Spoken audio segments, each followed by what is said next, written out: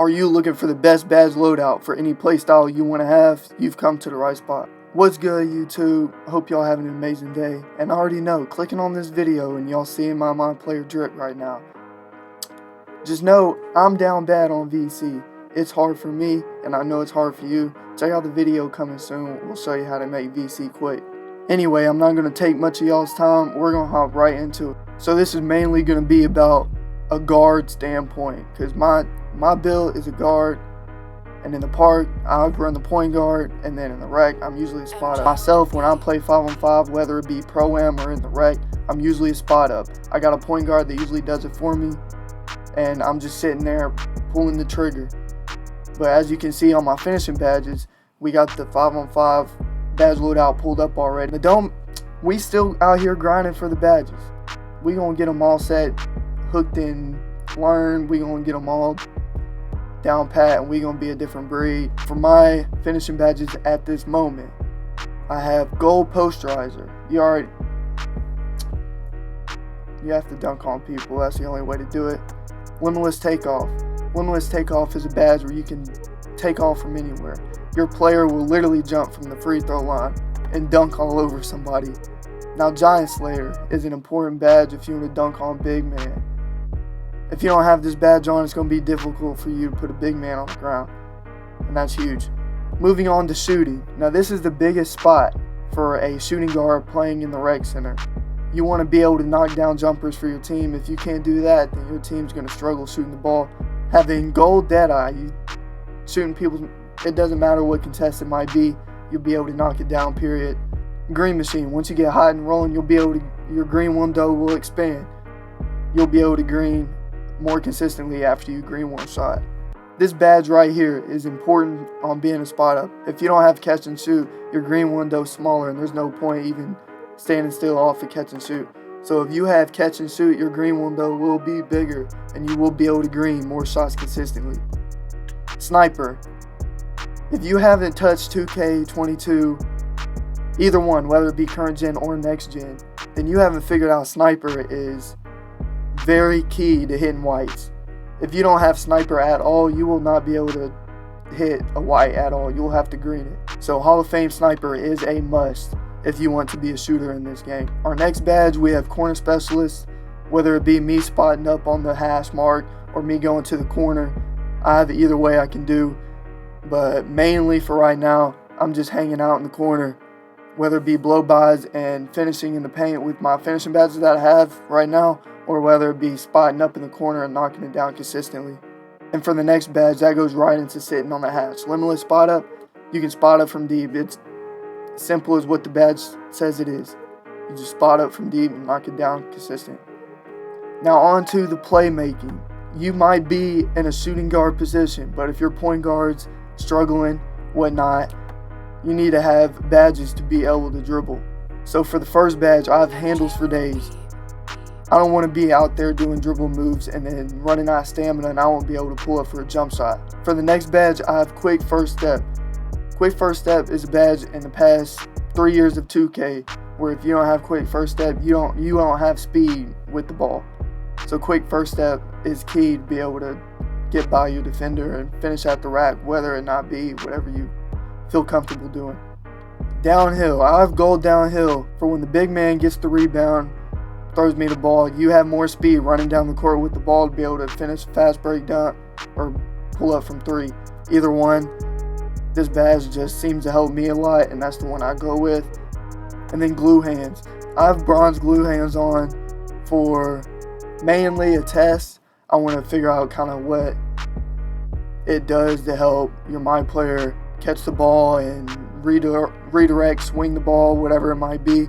So I just have glue hands on right now for a test, and I'll keep y'all updated if it's a good badge to have on your loadout.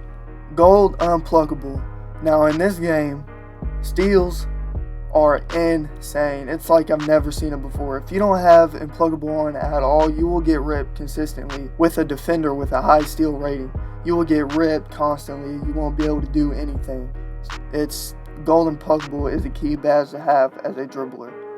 Now moving on to the defensive badges, I have Hall of Fame Defensive Leader to help out my entire team stats and up our defense capabilities so we can get it and go on a fast break consistently and really just shut down the opponent's offense. Hall of Fame Clamps. Now Clamps is as bad as it's been in the game for about, let's think, 2K19? No, it's been in the game since 2K21 current gen. And Clamps has always been a good badge to have the past 2 years, both on current gen and next gen. It helps staying in front of your defender, so if they're sitting there dribbling back and forth, you can stick them and they won't be able to run around you as good. Now moving on to 3-on-3. Whether it be in the park or the Pro-Am 3-on-3, these badges will work best for your guard build. First, for finishing, they're the same as the 5-on-5. All of these badges work well together, and that's what I've always had. We got Bronze, Giant Slayer, we got Silver Limitless Takeoff, Gold Posterizer, and Gold Slithery. They're all badges that go together very well and help you finish in the paint. Next up, we got shooting. Now in the park, 3v3, whatever it might be, it's very different for me being a dribbler and a point guard than spotting up in the rec center. It's very different.